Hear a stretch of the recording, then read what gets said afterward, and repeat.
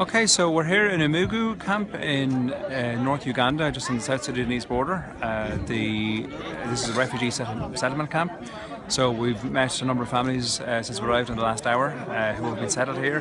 What's quite positive and proactive about it is they're actually given a plot of land, so there's more of a settlement and more of a permanency about it, rather than just being temporarily housed. And they can begin to cultivate the land. They can begin to, if they brought goats or animals, which some people manage to do, they can bring them with them and start to work the land. So what we're seeing right now, we're at a distribution centre and we're seeing solar lamps being handed out.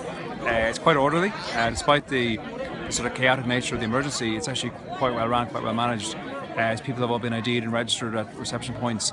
And now they're presenting to get their solar lamps, using their, taking them off as they go through. So yeah, it's actually it's very humbling. It's very to see it up close and personal. It's very real, and we met a number of individuals as well, and families went into their houses, and they're very makeshift. They make them with a couple of fence posts and a tarpaulin, but they're making the best of it, and they're telling the stories, and they're very patient. What are the main challenges that people face here? I suppose separation from family. A lot of people have lost family members. So one man I spoke to, his father had been killed, his house had been burned down. Before, he was a businessman in the Congo actually, and then he had to flee his home. Some of his family members managed to come with him. In some cases, families have stuck together, so there's compounds with a number of different family members together. In other cases, less so. They're separated. Some orphan children, and I suppose they're sort of adopted by the wider community, but that's a real issue. Security, I mean, the place needs to be well run, well maintained, but one of the reasons they're getting the solar lights now is for security, so that within each sort of settlement that they have is the comfort of light and the security of light. Water is a huge issue, water purity, water distribution, very difficult to actually maintain, so water is scarce. That's a big issue.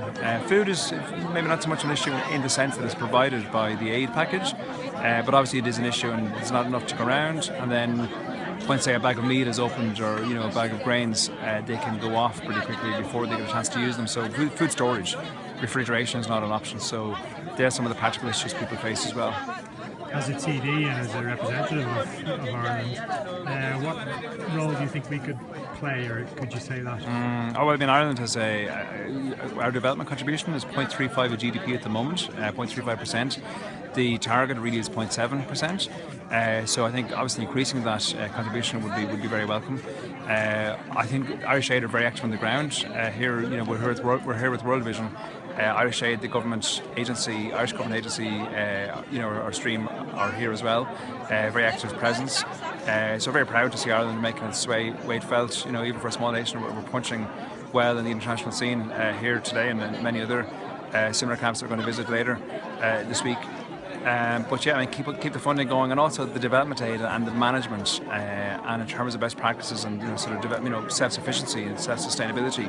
So rather than just providing immediate resources, actually planning for the future, working with the government, working with the different agencies to put in place a sustainable solution. And the Irish government seem to be very proactive in that in terms of the personnel we've met here today and the World Vision people as well.